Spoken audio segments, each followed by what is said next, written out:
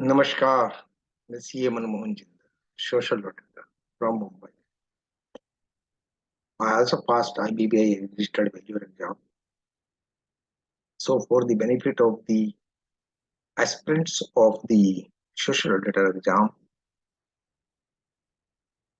I am trying to convince, I am trying to explore, I am trying to elaborate the concept which is the part of an SM book. And from this book, from this material, MCQs will came into the exam, and you are the best use of this material for the preparation and for passing it, if need be, if useful for viewers. Otherwise, you can skip it. So, some portion was remained from the earlier video, that social impact assessment of corporate social responsibility in India explain the stakeholders in the CSR ecosystem as number one, what are the stakeholders? So donor companies organisation जो हैं, अगर ये stake holders हैं तो उनका CSR में role क्या रहेगा? Expect return in terms of social impact from donations and investment made to achieve social.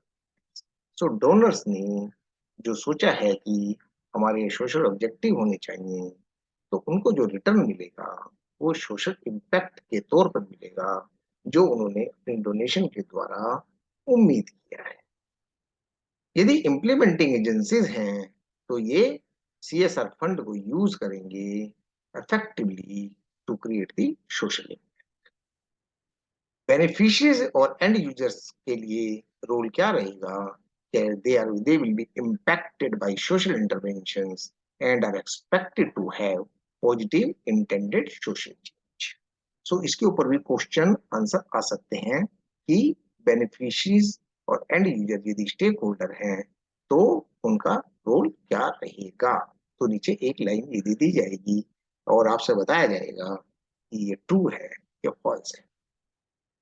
Regulatory and monitoring authority यदि है तो offers various instruments to ensure effective and efficient CSR practices like tax exemptions, award schemes, certifications, issue of CSR compliances, as well the voluntary guidelines, standard settings, and information dissemination in guiding, training, and implementing best practices and promoting partnerships. So, government का काम रहेगा, regulator का काम रहेगा कि उसको facilitate करें। Local administration यदि है तो क्या करेगा?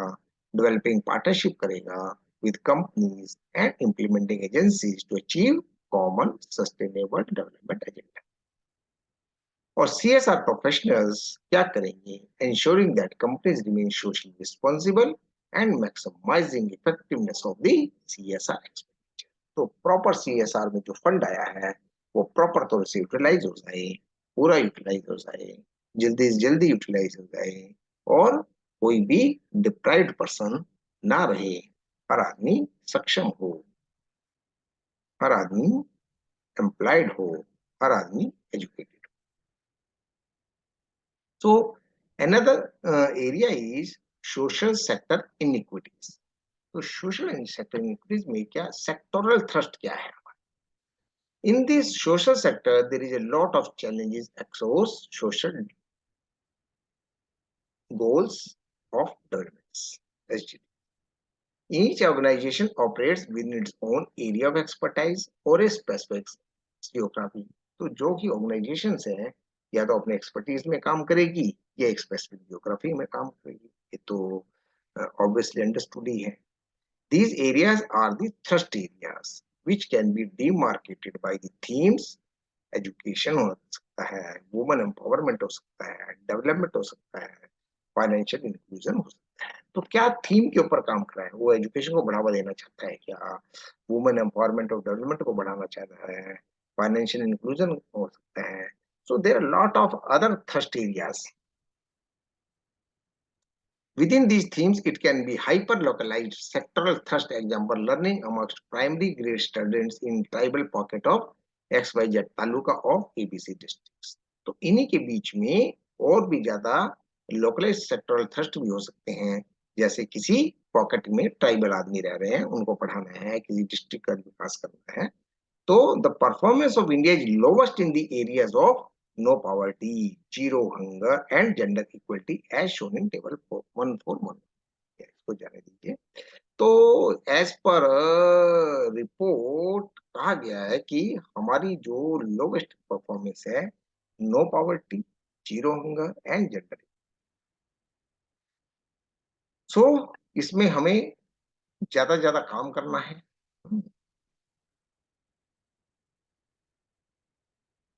सो ये तीन आर दी लोवेस्ट, और स्ट्रॉन्ग डेवलपमेंट नीड्स इनके अंदर ज्यादा काम करना है कि good health and wellbeing, quality education, decent work and economic growth, reduce inequalities, sustainable cities and communities, sustainable consumption and production, climate action, peace, justice and strong institutions. तो ये social development. NITI Aayog has categorised 41 policy priorities. तो इसके ऊपर भी question आ जाता है कि कितनी प्रायोरिटी है। To assess the progress of SDG and impact of pandemic COVID-19 on development initiatives. So ये theoretical ही है, इसको थोड़ा ध्यान से पढ़ने की जरूरत है, या तो इसको किसी और चैप्टर में और ज्यादा एलोबरेट करेंगे, क्योंकि ये अलग अलग देखिए, यदि हम ग्रोथ को ले लें, short listed policy areas with private investment momentum यदि लेते हैं, यदि हम ग्रोथ की बात करें, तो इसके अंदर 1, 8 और 17 सस्टेनेबल डेवलपमेंट गोल आ जाते हैं। यदि balance regional development aspiration districts की बात करें, तो इसके अंदर 1, 2, 3, 4, 5, 6, 7, 8, 9, 10 तक आ जाते हैं। तो ये आपस में इंटरलिंक हो रहे हैं। तो हम यहाँ पर क्या कर सकते हैं कि एरियाज को पढ़ें। नंबर 1 ग्रोथ है, balance regional development aspiration districts है, जेंडर इक्वलिटी है, modernising city governance for urban transportation है, सस्टेनेबल एनवायरनमेंट है, optimising use of land resources है, एम्प्लॉयमेंट एंड लेबर रिफॉर्म्स है। तो ये 6 किसमें आ सकता है? Overarching policy areas. इनमें सब में पॉलिसीज ज्यादा मैटर करती है।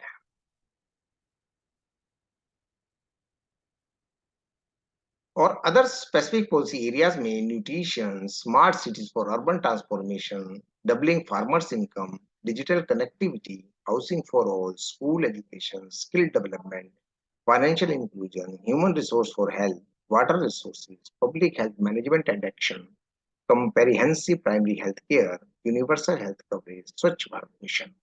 तो इनमें ये जो सब डेवलपमेंट गोल इंटरलिंक्ड हो रहे हैं। हर में एक या दो, जैसे इसमें 1, 2, इसमें डबलिंग फार्मर में 1, 2, और इसमें 2, 1, 1, 1, तो तकरीबन सब में ही आ रहा है। तो फर्स्ट वाला हमारा क्या है? No poverty. तो नो पावर्टी तो सभी जगह है, तो हर उस एरिया में आ जाएगा। तो you should go through individually and read. इसके सामने आप सेल्फ डेवलपमेंट गोल पढ़ें 1, 8 और 17। इसके सामने ऐसे पढ़ेंगे तो थोड़ा सा और एलोब्रेशन होगा, कनेक्टिविटी बढ़ेगी। The government of India allocated a significant amount of fund towards development initiatives, giving more focus on health, education, infrastructure development and environment. तो इनमें गवर्नमेंट का ज्यादा फोकस है।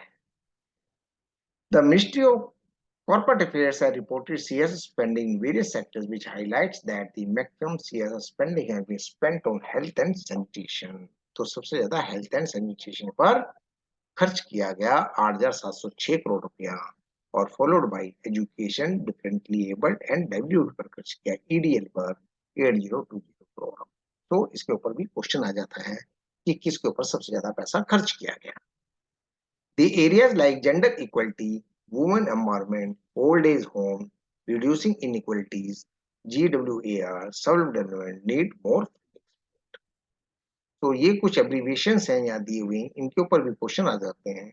ए और क्या होता है, तो एनी अदर फंड हो गया, सेंट्रल गवर्नमेंट फंड हो गया, पीएमएनआरएफ हो गया, prime minister national relief fund हो गया, इसको फुल फॉर्म में कन्वर्ट करने के लिए आ सकता है GWOR हो गया, gender equality and women empowerment हो गया, old age homes, restructuring inequities, reducing inequities, EAC, environment, animal welfare, ये इसमें आएगा। EAC का मतलब ये हो गया environment, animal welfare and conservation of resources, ये एक है। EDL में education, differently abled and life, तो इसके ऊपर फुल फॉर्म में आ सकता है। Technology incubator benefit to armed forces and admin overheads and HNDC heritage art and. So we move forward. Geographical thrust. India is rightly called a country of contrast. These pertains not only the diversity in culture and landscape, but more importantly, development indices of our states and regions. तो हमारे देश अनेकताओं में एकता और विभिन्नताओं के देश है। हर 22 kilometre के बाद बोली बदल जाती है, बहुत सारी लैंग्वेजेस हैं, लैंडस्केप्स हैं, कल्चर में कंट्रास्ट है। So some states indicate good performance through their development indicators across SDG, while some are poor. इसीलिए कुछ का काम अच्छा हो रहा है और कुछ का ज्यादा अच्छा नहीं हो रहा है।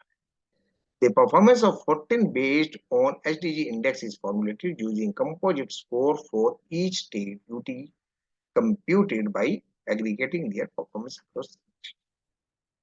तो 14 बेस्ड ऑन एचडी इंडेक्स बनाया गया है, जिसके ऊपर ये मापा जाएगा। इसके ऊपर ज्यादा क्वेश्चन नहीं आता है, बट इसके ऊपर आ सकता है कि 112 districts have been identified as aspirational districts by media. The intra regional and inter regional disparities are seen in poverty index, agriculture and industrial development, infrastructure development index and infant mortality index। जैसे अभी देख लीजिए, आपके सामने ही है, बिहार इतना natural resource के द्वारा सक्षम होते हुए भी पिछड़ा हुआ राज्य है, जबकि गुजरात के अंदर इतने साधन भी नहीं है, फिर भी काफी है। हरियाणा, पंजाब, राजस्थान भी काफी, उड़ीसा काफी पुअर स्टेट में गिना जाता है। तो अलग अलग जगह अलग अलग स्थिति। Social enterprises are focused to mitigate these development disparities through their programs, projects and activities। तो हम क्या प्रोग्राम वहां करेंगे, क्या प्रोजेक्ट वहां करेंगे, क्या एक्टिविटी वहां करेंगे कि ये डिस्पैरिटी हट जाए, डेवलपमेंट ज्यादा से ज्यादा हो और इनको मिटिगेट किया जा सके।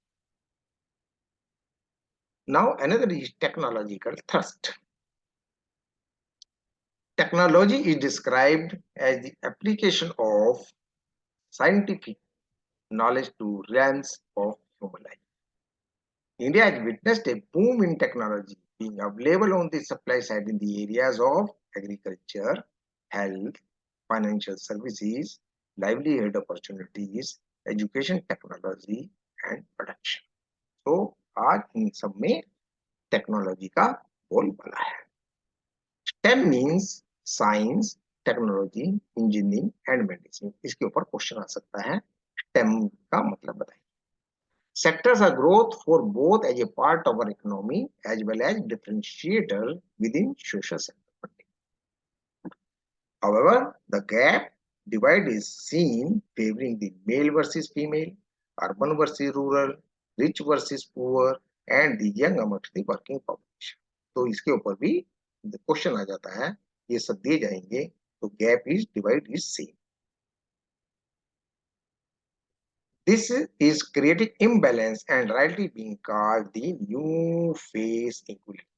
ये इसके ऊपर क्वेश्चन बनता है, न्यू फेज इनइक्वालिटी। ये the Indian government has launched e governance, health ID, JAM, Jandhan Aadhaar या mobile, e Kranti, e Shram portal and so. With the aim to have deep, direct, and positive impact on health, livelihood prospects, access to financial products, and markets accessibility.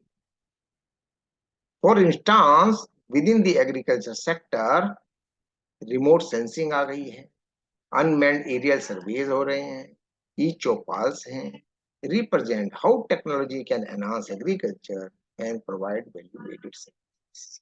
अभी तो agriculture के अंदर drone के जरिए पता लगा लिया जाता है कि इसमें कितनी फसल होगी, कितना चीजें होंगी, ये भूमि उपजाऊ है या बंजर है।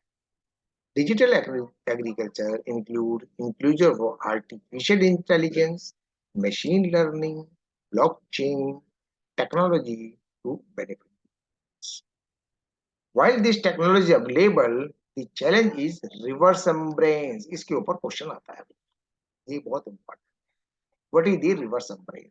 Adopting of technology by the beneficiary group that remain challenge in India. कि इस टेक्नोलॉजी को कितने लोग अपना रहे हैं, क्यों हिचक कर रहे हैं, कितने लोग अपना रहे हैं, क्या रिवर्स एम्बुलेंस है क्या, ये चैलेंज है। This is separated by sectoral and geographical. So OECD has defined the digital divide as the gap between individuals, households, businesses, and geographic areas at different socio-economic levels about both their opportunities to access information and communication technology and to their use of internet or a wide variety of activities. कि वो digital divide क्या है, कि उनको available क्या है और वो कितना यूज कर रहे हैं। So this is today. We shall discuss another material on another day. So बहुत बहुत धन्यवाद, नमस्कार।